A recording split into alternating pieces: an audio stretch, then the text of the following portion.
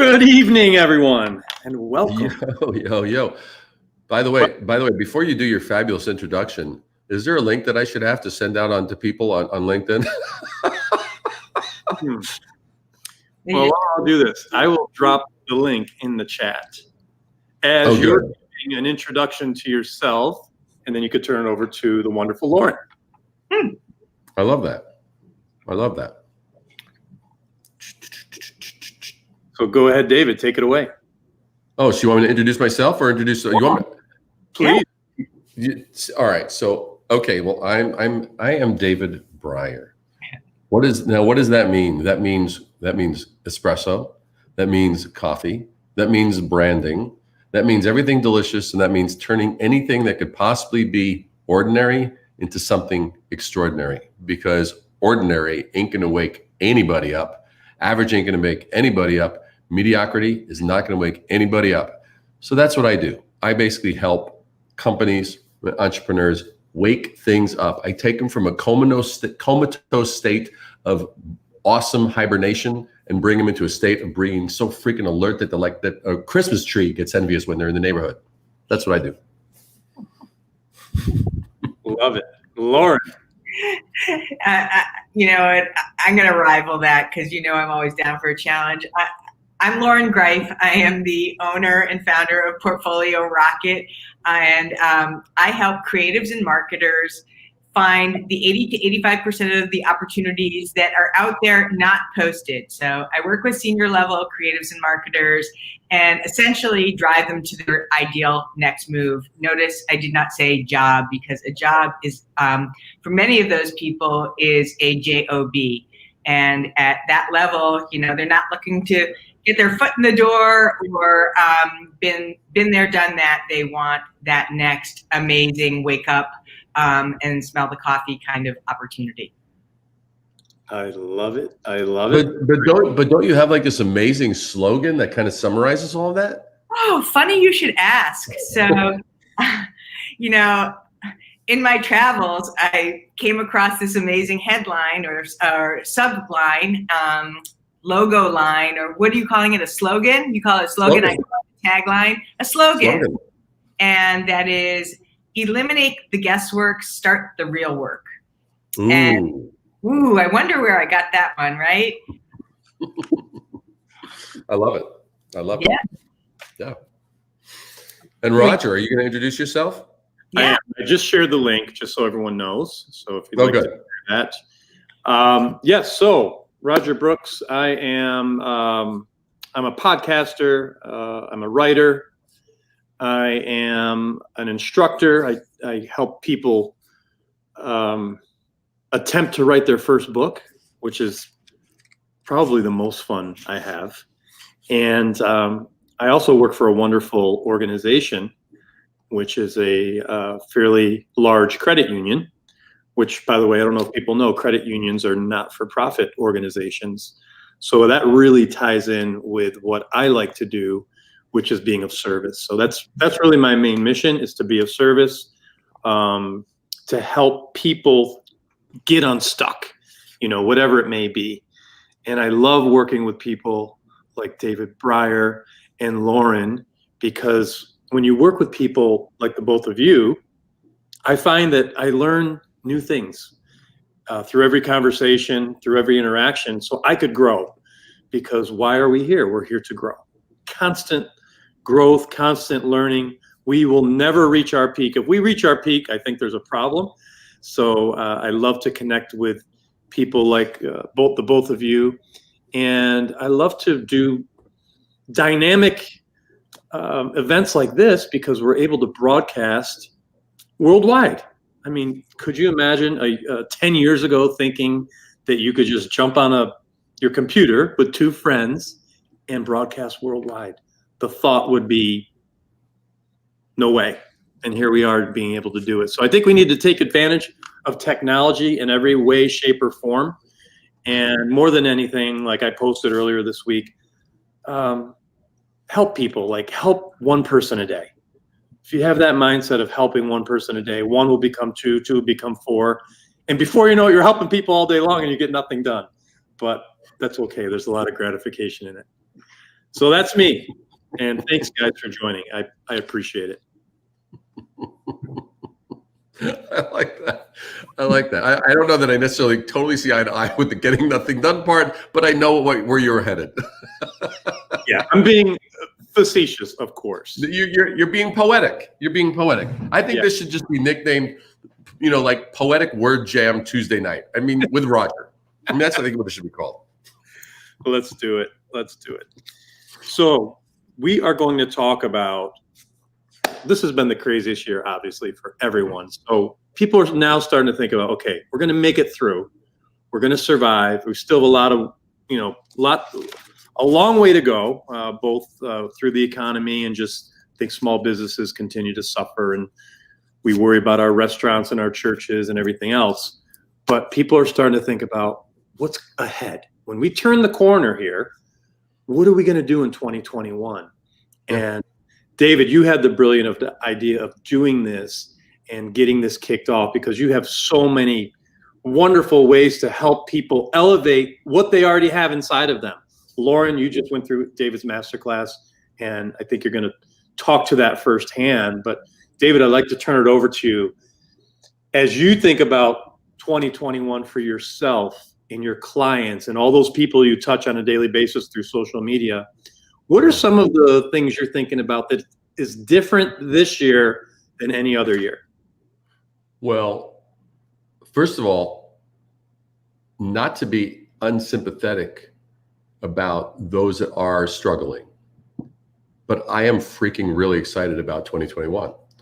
I see already what's been happening this last quarter of this year, and a lot of places are explosive in a good way. Yes, there are some hospitality restaurants and stuff like that, but even those, I mean, I just saw in the news last night, even those, they're getting, okay, how do we pivot? How do we get so inventive? Because the bottom line is if we just step back just a little bit, the bottom line is the only way any of us have ever overcome any problem, and I don't care whether we're talking about our first crush when we were a teenager. Oh my God, how do I ask that person out? How do I attract that person's attention? That was a problem. Or it's, oh man, this is my first job interview. Or holy crap, this is an industry and we have to break in. Like, they're all problems. What do they share? They share, here's this objective, and somehow we think it's a little bit bigger than we are. And until we shift into being bigger than it, like, wait a second, I can handle this. I can be bigger than this. And the way I found that works is take on more. Take on more. It's like, you know what?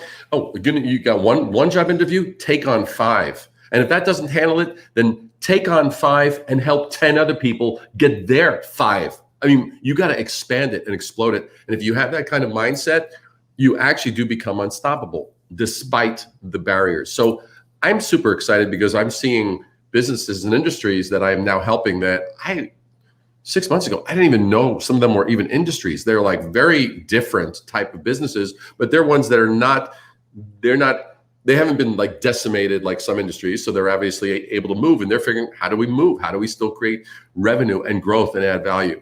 And so that's where I get super pumped and excited, because those that have the stamina, the wherewithal and the hustle, they're going to just go and just freaking do it and own it. And bottom line is right now is the time for everyone. I firmly believe that everyone can rise to the occasion. Like, we really can. It may not be easy, but trust me, the first girl that I decided that I liked when I was a young kid, it took me 3 weeks to figure out how to say hello to her in the hallway at school. I freaked out. That problem was so much bigger than me. It was like embarrassing. And it was the worst hello in the history of hellos in mankind. Okay. So that just shows you so anyway, that's what I have to say. So one follow-up question off of that, because I love what you said about taking on more. That seems intimidating to a lot of people, David. So for those people where it does seem intimidating, I can't take on more. I already have too much on my plate, where it's all in their mind.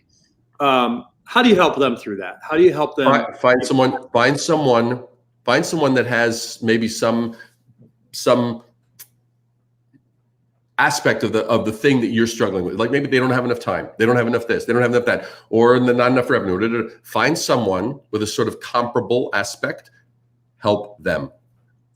Get outside of your own. It's too small. You got to go. You got to get your attention out. You got to get your reach out. You got to reach out. That hands down, guaranteed. I would put money on it right now. You do that. It will unstick you, it will free you up, and you will get better. Hands down.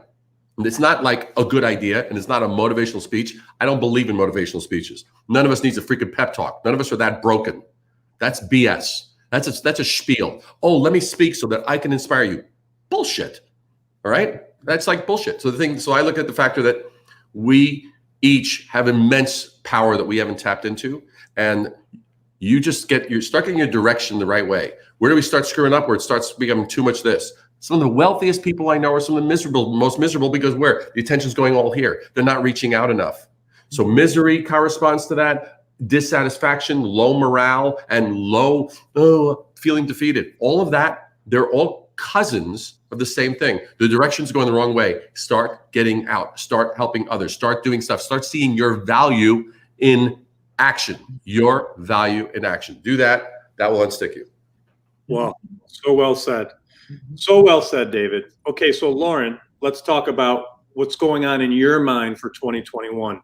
What are some of the things you're thinking about doing a little differently this year than any other year?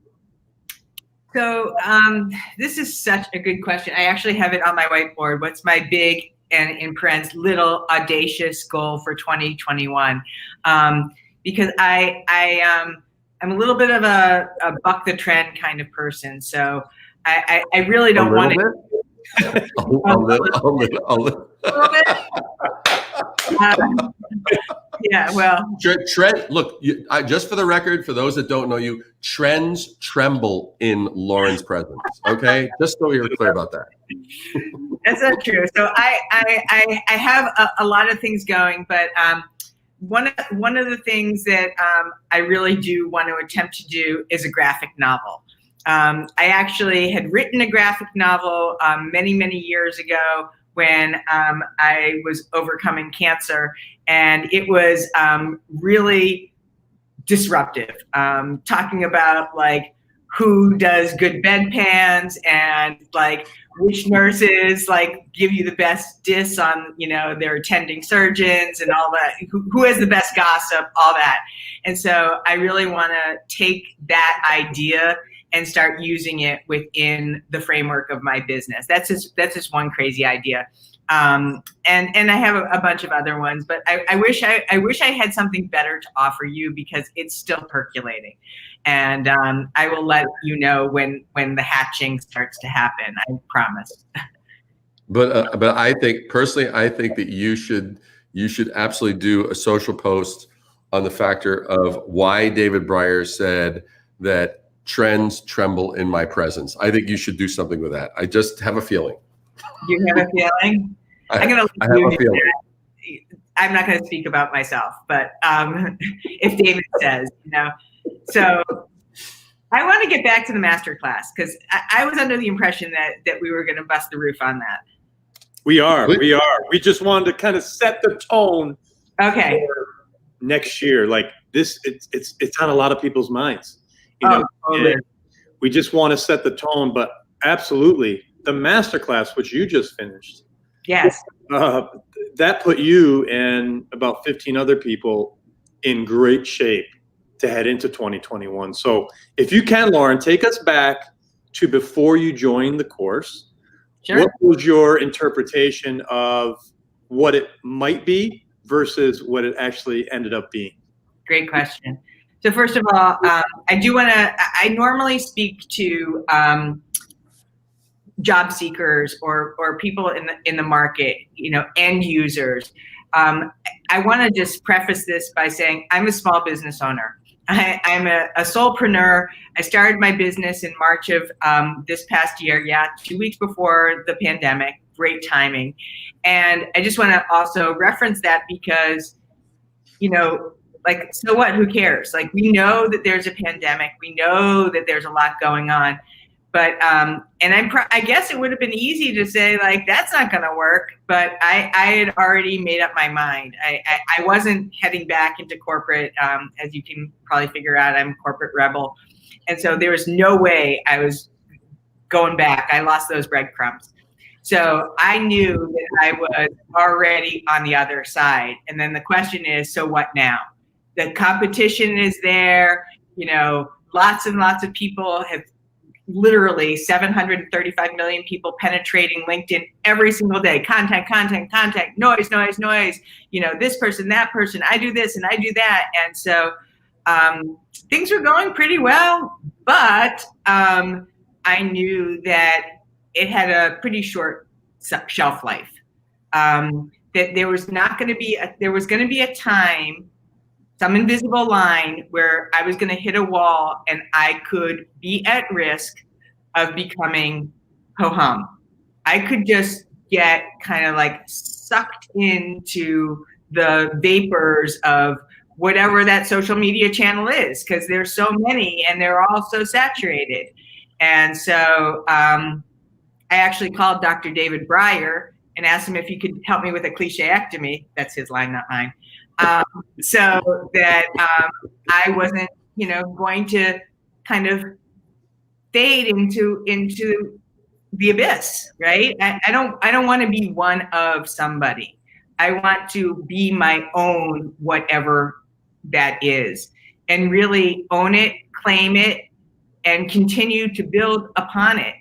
And it's not that I didn't know about branding. I've been in the industry for a good 30 plus years, but to be able to use that as far as my business, insofar as having people resonate with the message and have it separate and disrupt, you know, I read the book a couple times, you know, it's the art of differentiation, to be differentiated in a market where there's a lot of parity, a lot of sameness, and really stand out in my own customized way. Wow, I spoke for a long time. It's a run-on sentence. That was awesome. That was awesome. And what you said, just for clarity, Lauren has said parity, not parody. Those are two different words. Parity, Parity, which is a great word in terms of things being like, you know, sort of comparable in that way. And so, yeah, not parody as in like something you might see on Saturday Night Live or something. Right. Exactly. Just so everyone knows who's watching, what we're all talking about right now is Lauren took David Breyer's Brand Intervention Masterclass, which is basically a 9-week program. It's an online program. It's very interactive. David calls it a combination of a masterclass and a mentorship, because that's what it really is.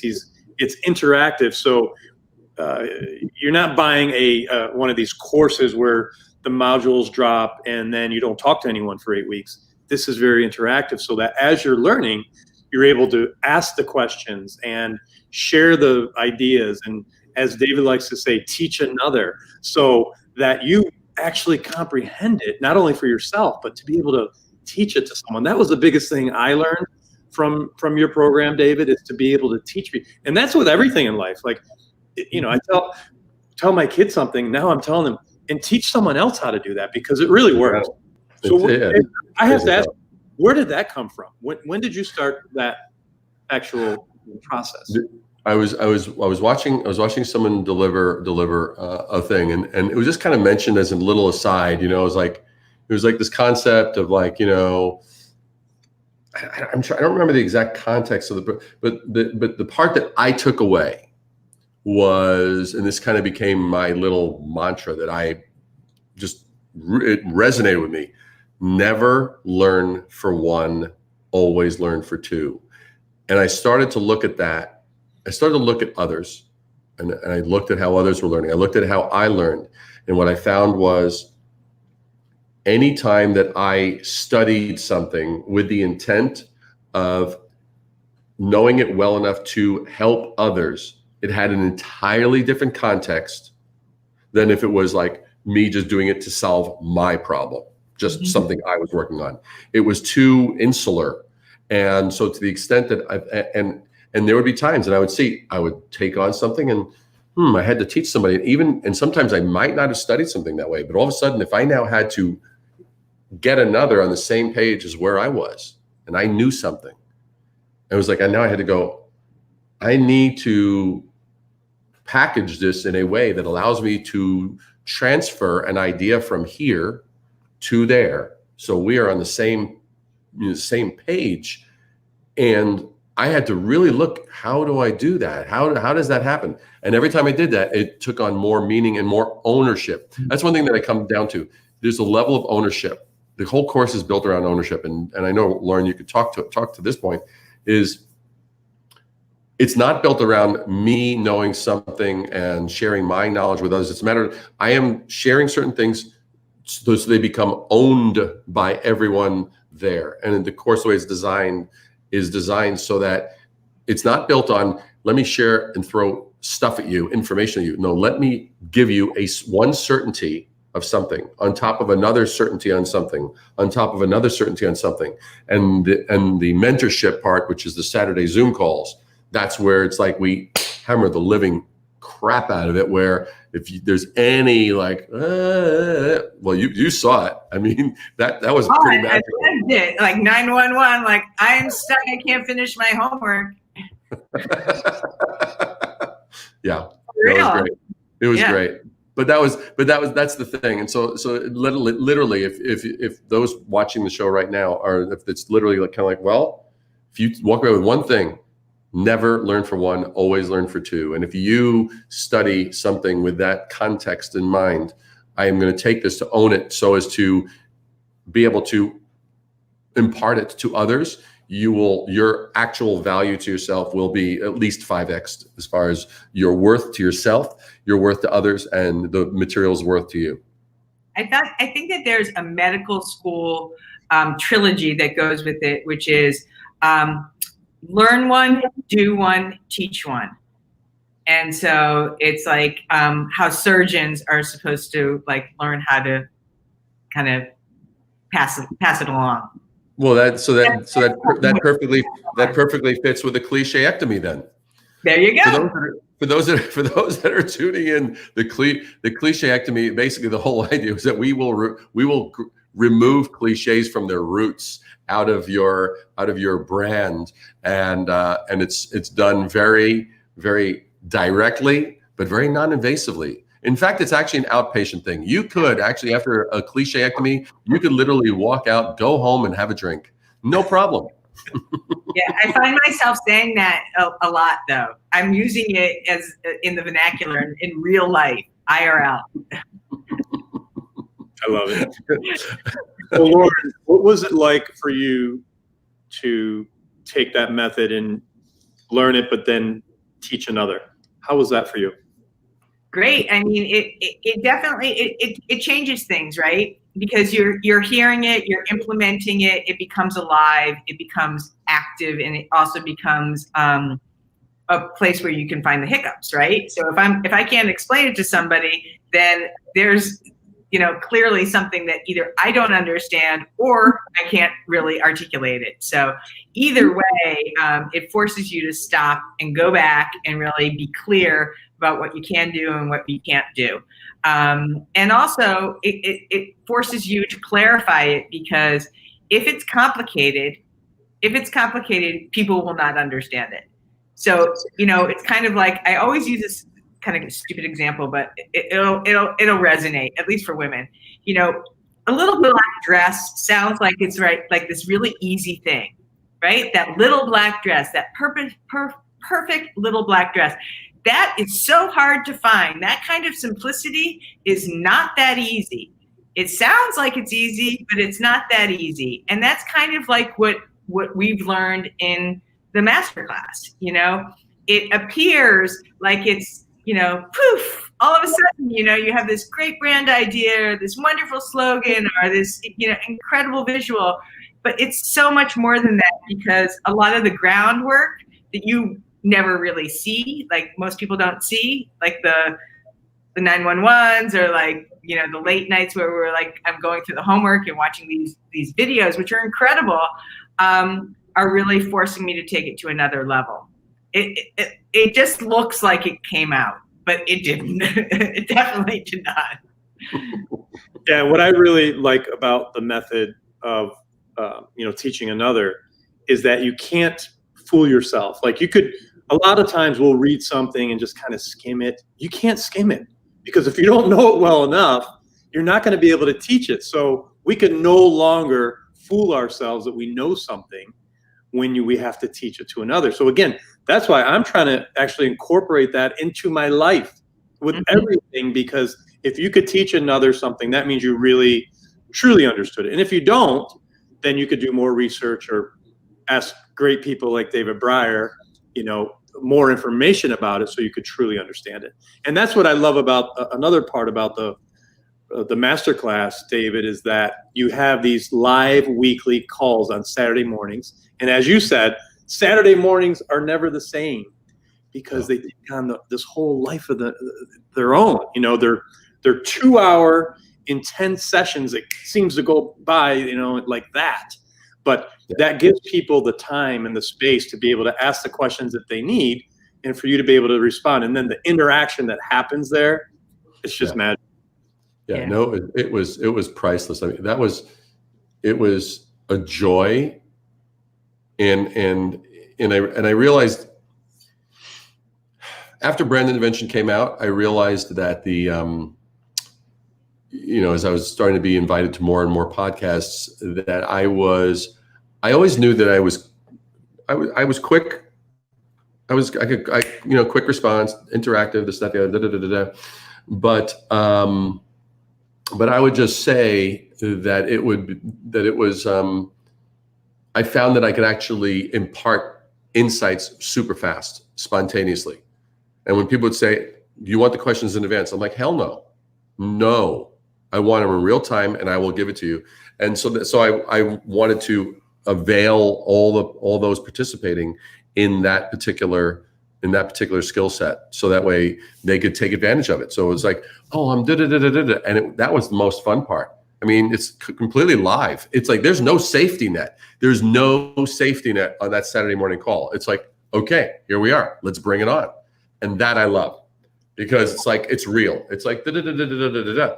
And here's the thing, the takeaway about this: there was no problem presented that we did not solve in real time right there. There was zero. There was no problem that presented itself, no confusion that presented itself, no like, oh, I don't get how this would apply to my business, or I don't, or whatever. Zero, none. That was the big thing for me. There wasn't a single one that we didn't handle. I also, I do want to add this, don't try this at home by yourself. I can't even stress enough that doing this in a group setting is a completely different kind of environment than even working on a one-on-one basis. Because when you are not only getting new information from other people in the cohort, it is, you can't show up without your homework, right? Because then you look like a jerk. And so there's a level of accountability there, right? And the other thing is that you can't just show up there and keep your mouth shut. You're there to contribute. It's their experience too. Talk about, making sure that it's learning for more than just yourself. And the fact that everybody got that and really was so participatory and so generous with being able to support and help, because I was stuck 1,001 times and I'd be like, oh my God, 911 to this person, 911 to that person. I don't know what to do here. I don't know what to do there. And so I even for my own program, my own business, I find that the group methodology has been a surprisingly powerful force, and it almost accelerates the learning. It expedites the learning because you may not be necessarily coming with their questions, but their questions are your questions. Totally. You just haven't asked it yet. Yeah. Lauren, there's a question for you here from Amber. I just want to be respectful to the people watching.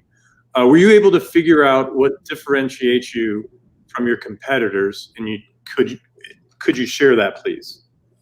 Yeah. So first is it took me about 8 weeks, 9 weeks to figure this out. So just don't think that I like came up with this overnight. You should take David Breyer's masterclass and check that out for yourself. But the skinny is that, first of all, my audience is a key differentiator for sure. But one of the things that I think that really I got a lot of assistance from and a lot of things that made sense is that most job seekers are wondering, ooh, what should I, what job is next for me and all of that. And we kind of flipped that on its head and said, that it's not about a job in my case, and that it's your career needs you. You don't need a job. Your career is demanding from you how you're going to show up for it. So what ownership, what stance are you going to take to fight for it, to be a bloodhound through the labyrinth of all the noise that's out there to get to it? What hurdles are you willing to come for? And I work in the hidden job market, so I'm not suggesting to people to go and take the easy route. I'm suggesting to them that they come and really like roll up their sleeves and do the real work, which is get busy networking and, go have 10 virtual coffees a week and, really immerse themselves in their differentiator and own it and know what your value is, not just say what your salary level is, like talk about your value. So all of this, combined with whatever 35 years in advance kind of helped to crystallize a lot of the messages in a way that I want to show up for my audience, who I know is demanding more of what the marketplace had to offer. And that's why I started in the beginning, because they were frustrated and nobody was speaking to them and they were doing the same old, and they were getting into these jobs that they really didn't like. And they were like, well, I took it because, I didn't have anything better to do.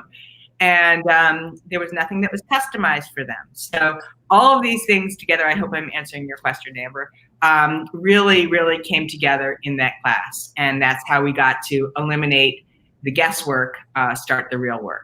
Because my system is repeatable and consistent. And as to date, 46 people have gone through it, and it's roughly 72% of them have landed in their next ideal career move.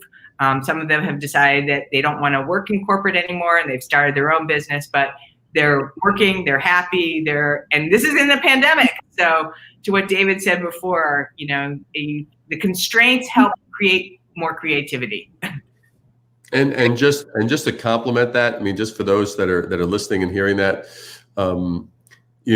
Lauren isn't just getting them another job. I mean, I know some of the specifics that the results that Lauren has brought about, and we're talking about making the shift from where they were to where they really should be, where they add value, and getting a corresponding remuneration so that they actually moved up in terms of their own value and being perceived and getting paid for that. So it affected their bottom line. So it wasn't just helping people transition from this position to this. It wasn't a parallel. It was an upward trajectory. So that's the one thing, because what I witnessed just now was something I never witnessed during the entire masterclass. There was just a touch of humility where she didn't flaunt those amazing things. And that was amazing, Lauren.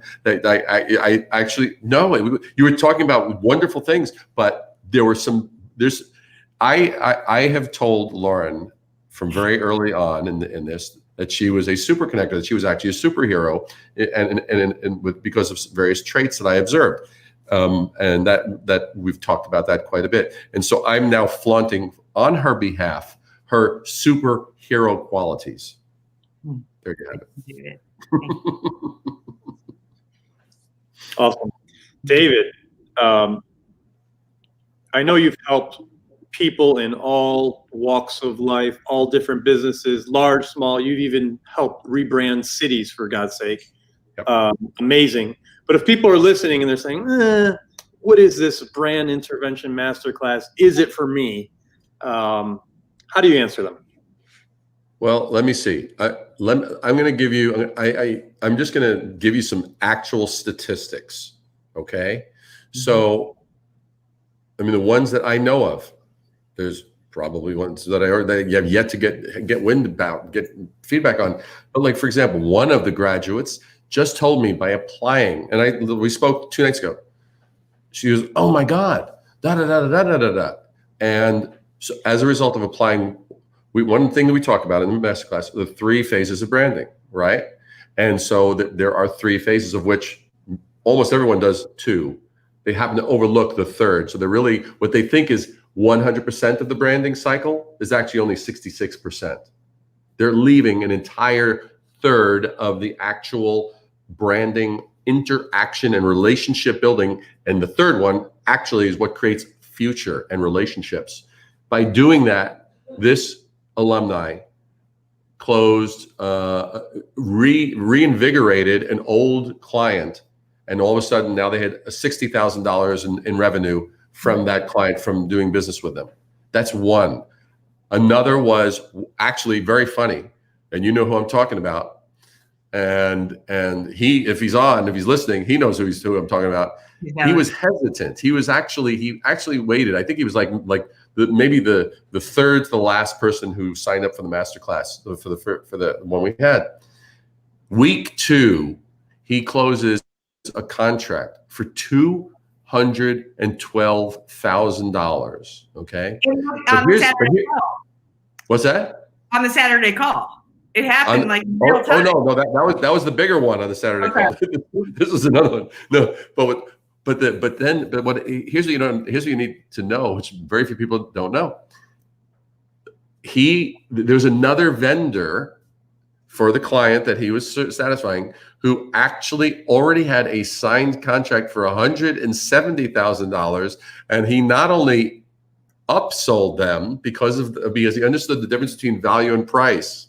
And he, just by applying it, so he arrived at the Saturday call. He was so blown out. He goes, "Oh my God!" He goes, "Just this one thing." And this was on week 2. So he literally took a company that was already had an agreement. It's like they decided after hearing his value, we're terminating that contract and we're paying you more and we're choosing you. And then 2 weeks later, closed on our Saturday morning call. He got the letter of confirmation, because it was only at that point he had a letter of intent for a $7 million contract. So, I mean, you can't make this stuff up. It's actually factual. We have it documented. It's crazy. And I'm not saying that because money is everything, but it's a nice metric that everyone understands. So I'm just putting it there from that standpoint. It's like, well, you could say, whoa, whoa, whoa, whoa, whoa, all these. Look, and I know what happened. I saw people who 2 weeks and 3 weeks into it, they looked, and you guys saw it too, they looked like 5 to 10 years younger because they were like getting their stuff. They were like light was in their eyes. And it was just crazy to see. It was amazing. So those are some of the tangibles. There's many more tangibles, but those are some metrics we all understand. That's why I'm using that. So this stuff works. Because here's the thing. This is the one point I want to make. I personally had I've been doing this for 40 years, okay? 40 years. I was sick and tired of I had taken a handful of courses because, there seemed to be like some gurus who had this thing that was working and this thing was working. So I'm like, all right, I'm going to get these tools for me. I'm going to use them for me. I'm going to use them to benefit my clients. But I personally found one for one, I'd end up at the end of those programs as clueless at the end as I was in the beginning. Yeah. Now the only difference was I had their templates, I had their swipe files, I had their little formulas, but I was clueless. I didn't no clarification. I approach it entirely differently. You will know why you're doing what you're doing. If you know why you're doing what you're doing, you can unstick what's stuck. You can redirect. You can get right back on where you need to be going because you know why it isn't working when it isn't, and you know why it's working when it is. That is empowerment, not having someone else's formula. That's great. David, there's a question here from Lee. And Lee says, what is the suggested strategic approach to really break through in 2021 for small businesses. Is that different for medium or large businesses? Can Lee say what industry he's in? That would be helpful if we could get that. Lee, can you tell us real fast? Let's see if she comes back with a response to that. So Lee, if you heard that, please add to the question. In the meantime, David. The bottom line is this. Right now, I would say we are at a point, we are more technologically advanced, yet more disconnected than ever. It's a dichotomy. Doesn't make sense. I mean, like, more people are like, oh, I'll send a text. Oh, I'll automate this. And they try and like put all these things on automatic, and they put it. You know what? Nothing will replace you. We dismiss the human connection too much. Okay. And so the thing is that I would say, did Lee answer? Yeah, she is in the HR domain. Lee cool. Andrews consulting within the HR domain. Okay, HR. cool. Beautiful. So the thing is put it this way, I've actually I've been fortunate to actually deal with some people in HR. And obviously, Lauren, that's a space well for sure. And the thing that I would say is right now, the biggest thing that brands can do for themselves at any size is humanize. Become more connected, become more human, become more real. Stop with the games of like, how do we be authentic? You don't be authentic. Either you're authentic or you're not. Either you're genuine or you're not. And there are real ways to do it.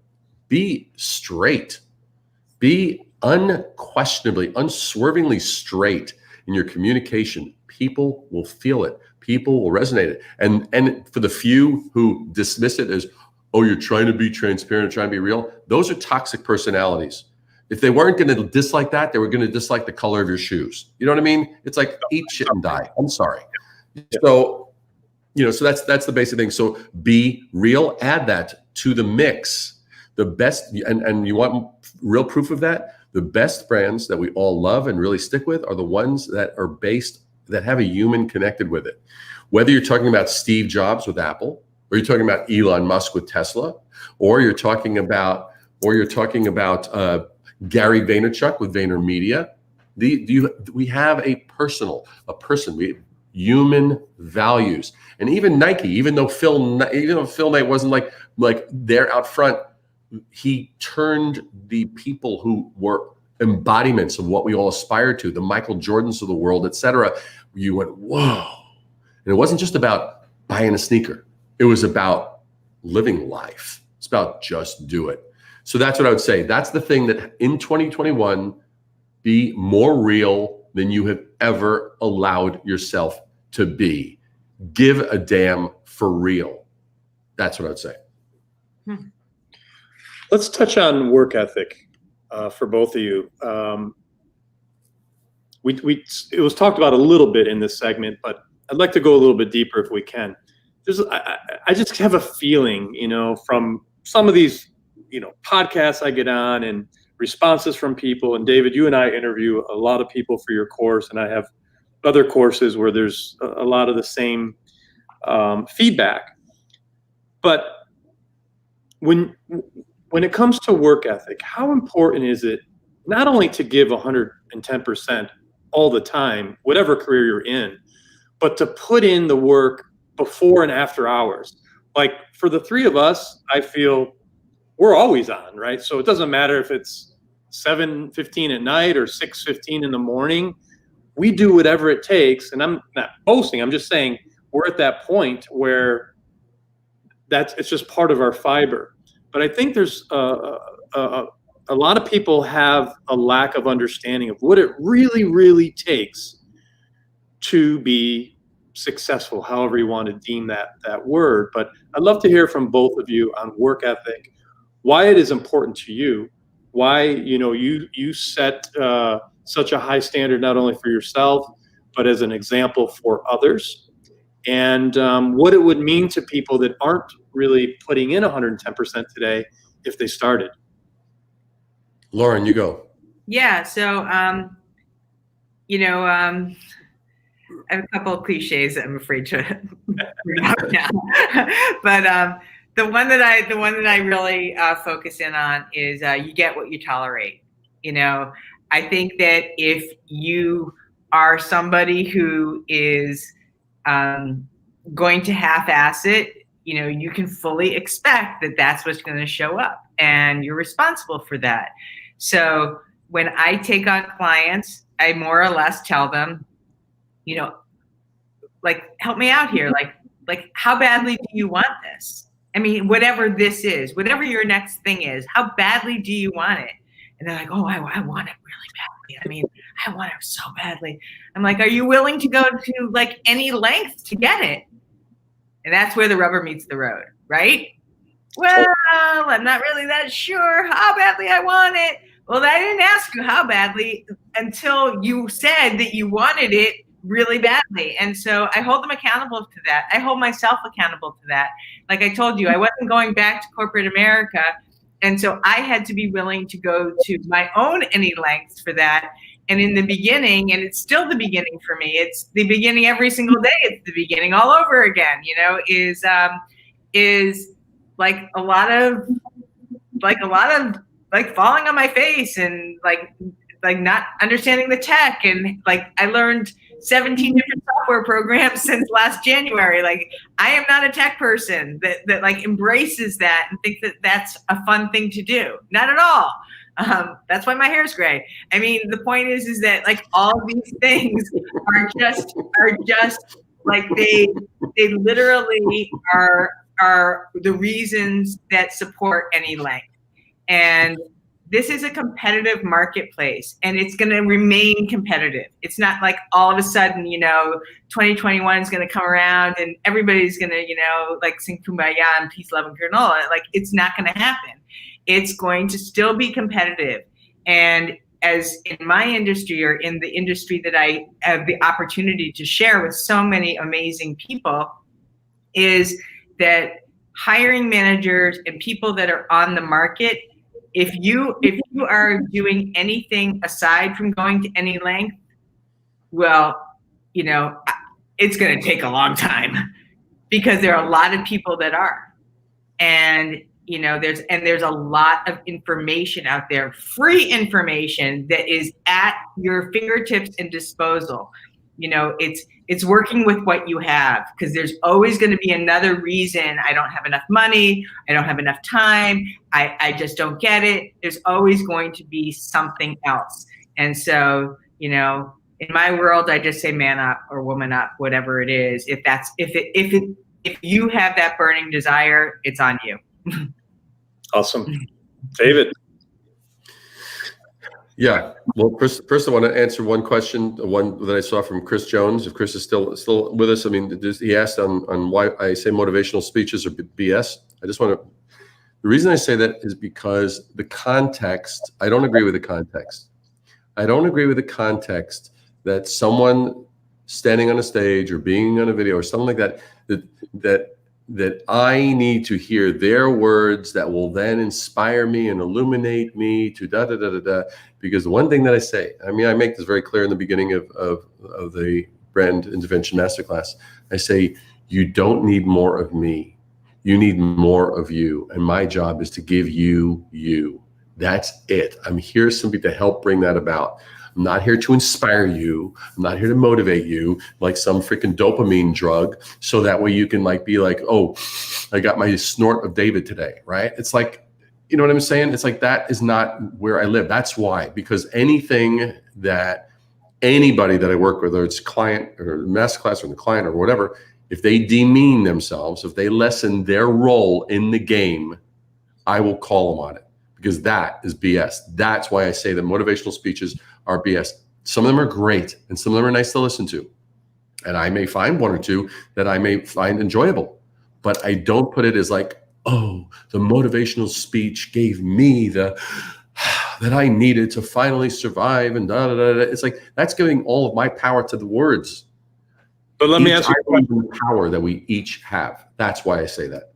Great. And so I never want them to listen to that. So with that being said, the work ethic, Let me ask you one Look, question, David. One question please. off of that. In case this person or anyone else listening is a motivational speaker. If I'm a motivational speaker and I hire David Breyer, my job is to, motivate people. How are you going to help me? What can I do to differentiate, to stand out? Because it is a career for a lot of people. It is a career for a lot of people. Put it this way: if you're in the business of being a motivational speaker who wants to be like, have people be hooked on your every word, and like you are the thing that breathes life into their dreams, and it's like that, to me, weakens the other person. And the way I would basically help you is by getting you off of that, because that's a lie. It's a lie. I hate to say it, but it's a lie. The bottom line, the greatest thing we can each do for each other is by liberating each other to be ourselves. And so I would basically assist you by helping you to sort that out, and then position yourself in a way that it wasn't about, because even the whole name of motivational speech, it's like, well, what is that really? It's like, what are we really doing? If I'm here to help liberate you, if I'm helped to like free up your open your eyes, open your heart, open your mind, well, then let's do that, And I think some people do that well, and I think some people do that poorly. But anyway, that's my answer to that. And that's a great example of how you're helping people in such a broad way. It's not just about the brand, meaning the slogan or the logo. That's superficial. That's this much of it. You're getting to the deep roots of it. And I think that's a great example. So I'm glad you answered that question. So Completely. back to work ethic. So the work ethic, put it this way, there are people, you and I know, Roger and I have spoken to some people, they don't qualify for the program. People have to basically, they submit their application, we review it, and we see who's a good fit, who we honestly feel we can help. There are a few people we've spoken to, they don't have the fire. They don't have the fire. So there's two things. One is do they have the fire to really put into themselves? If they're all in, I need to know the fire that they're bringing to the meal is going to be operable. But the other thing is I'm also protecting the masterclass. I do not want Debbie the Downer showing up and going while we're having the whole thing, and that person always is like, all they do is show up with the problem, blah blah. And no matter what you do, they're ready for another problem. No matter what you do, another. It's like, no. So we're doing two things. One is we're only choosing people that actually can be helped, and that will also contribute to the overall dynamic of the masterclass itself. Great. So you got to be. Put it this way: most people, if we did the simple math, that most people are operating at probably what, 20% of their capacity. So even just by going all in at 180%, we're probably still only bringing it up to 70 or 80% of what we're really capable of being. So the thing is if you even want to make a dent, and stand above the heads and heels above your competition, that's one of the ways that you actually do it, is by having that much demand of yourself. I am doing more now as an older man than I was 2 years ago, 5 years ago, 7 years ago, 10 years ago. I am kicking ass. And next year, I'm going to kick more ass. I'm going to kick so much ass, I'm going to probably have to open up like an ass farm, where it's just like I sell excess ass. That's how much ass I'm kicking, just so you know. I could attest to that. I told my wife, David, I said, look, when we first started working together, I said, I've met my match. I didn't think people worked like this. I mean, because I'm burning the candle at two ends because I love it, but you do too, and Lauren does too. So what happens is, in life, and we all know this, you start to find people, or they find you, who are like you, if you're putting out the good energy to do good, right? So that's what I love about this masterclass. Not only is it good for the individual taking the program, but relationships, friendships, business deals are formed within the group itself. Like, I know Lauren and I and David, we're going to do business together in some capacity.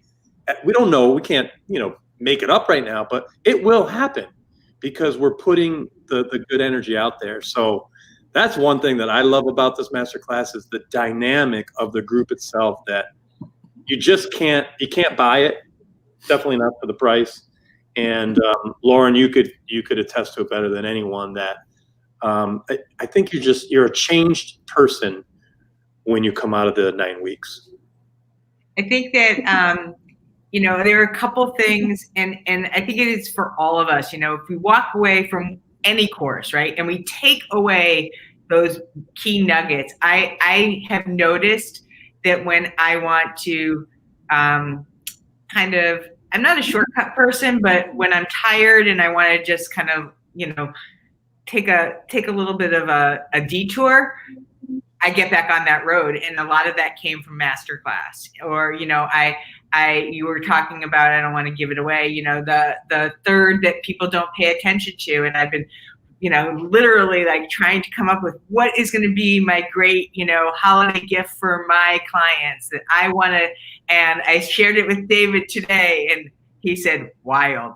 I'll take it, but it was something that like, it was like really cool. And I wasn't like, I didn't just like find some kind of tchotchke and like slap something on there and send it on out. It's a deliberate, very well branded. I had a conversation with a vendor.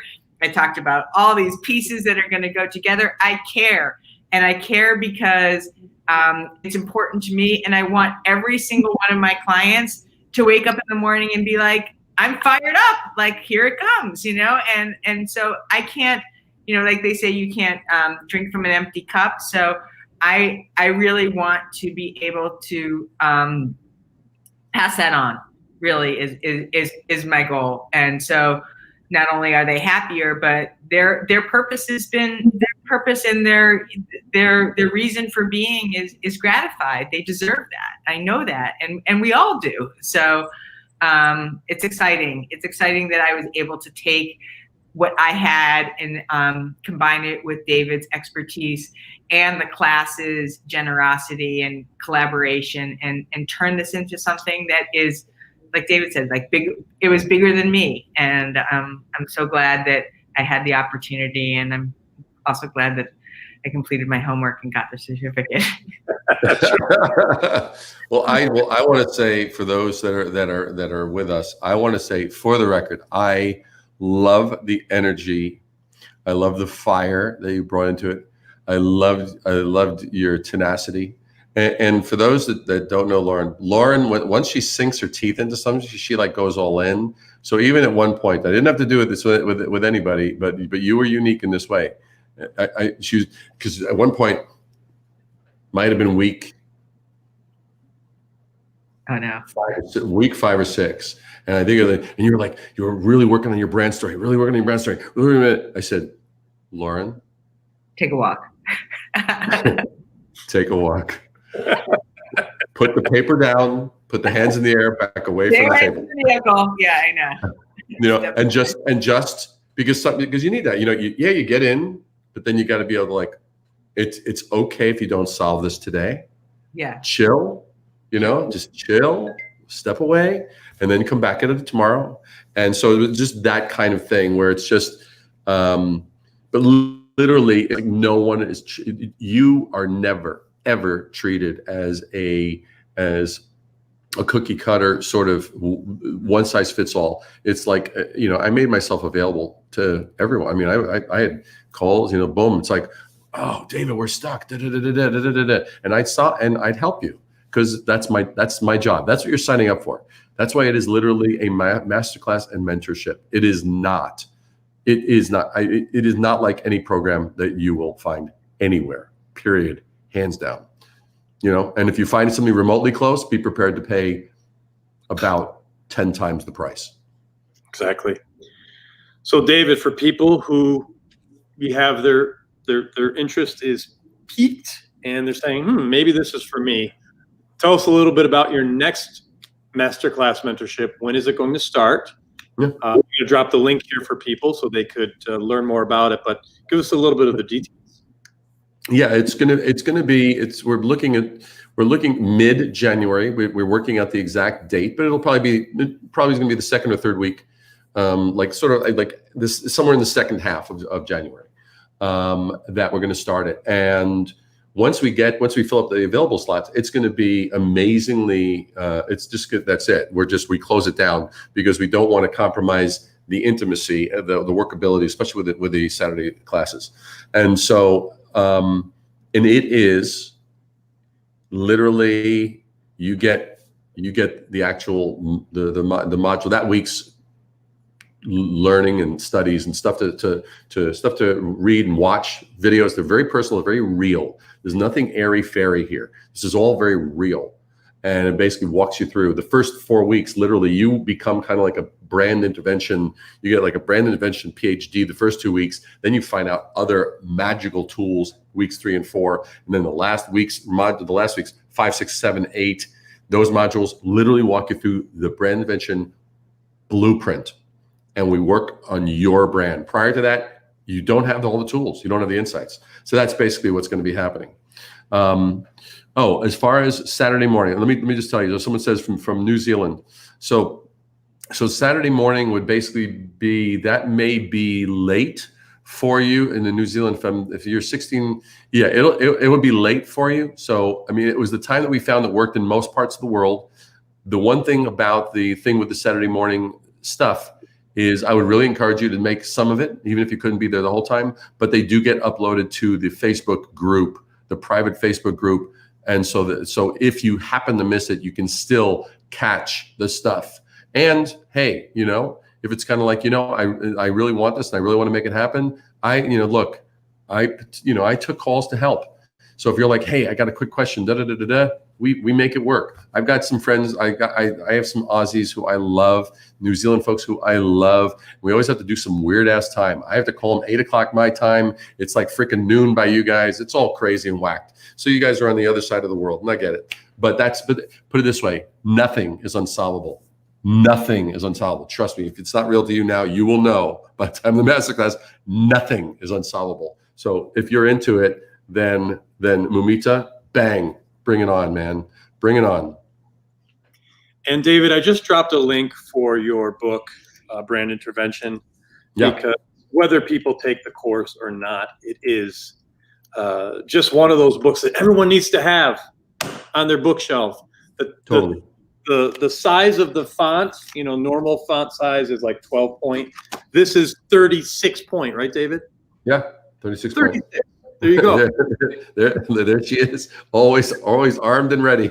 There she is. I am. You're very welcome, Mumita. My pleasure. And look, the key thing is this: if you have a business or a brand that is kind of like, hey, it's plateauing, it's been pigeonholed, like people always think that we're blah blah blah blah blah, but we're actually blah blah blah blah blah. Or you have a really competitive space. If you have any of those things, or you're being outsold by inferior products or services, this is it, man. This is the handling.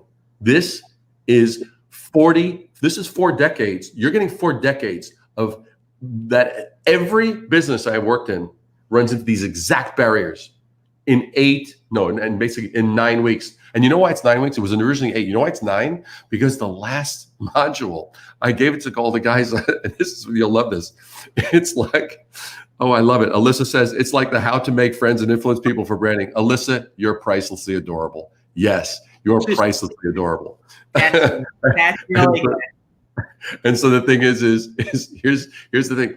So we dropped the last module, and I remember going to Roger saying, Roger, the last one was supposed to be how to bring everything together, and it was like, we're going to focus on videos. But as I looked at it, I was like, bring everything together. There's actually a lot of pieces. So I kept on building it. By the time I was done, the last module alone, some people sell for an entire course by itself. So by the time the people arrived for Saturday, they were like, can we please have another week?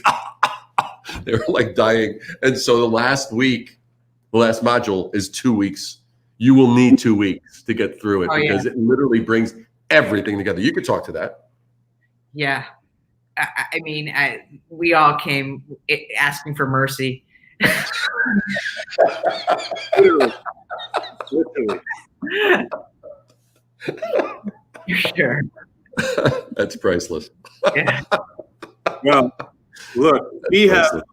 we've gone over an hour, which I hate to be the timekeeper, but we need to do this again. David, we're going to keep this same time slot every week, folks, for the next 5 to 6 weeks. David, we'll do this, and maybe Alyssa will come on at some point, and some other. I think Alyssa would be priceless. Alyssa's. You know what Alyssa reminds me of? You know those little Russian dolls where you take it out, and then there's another little one. You take it out, and it keeps on. So you keep on. It's like she keeps on giving. You open it up, and you go, oh, what's inside? And then you add another layer. You open it up, and that's inside. So you're that. I forget what are those Russian dolls called? I don't There's remember. a name for them. But you know what I'm talking about. Now, Alyssa was our youngest alumni. So Alyssa, if you don't know what I'm talking about, you have to Google the Russian shell dolls that basically they open inside. It's like an egg, inside an egg, inside an egg, inside an egg. They're called nesting dolls. Nesting dolls? I Right, cool. term for that. That seems. I think there's a Russian term that like a buff de donya or something like that. Oh, shucks, David Breyer. See, Alyssa, you're priceless. Look, what can I say? Well, Lauren, any last words? If people want to get in touch with you, based on what you do for your services. I live on LinkedIn. That's my permanent address. So Lauren Greif, you can find me on LinkedIn. That's probably the easiest way. You can also go to portfoliorocket.com, which is also, surprisingly enough, going through a brand revision right now. Those are the easiest ways to get in touch with me. I am highly responsive. I love to network, and I love to meet great people. So feel free to reach out. Wonderful. And David Breyer.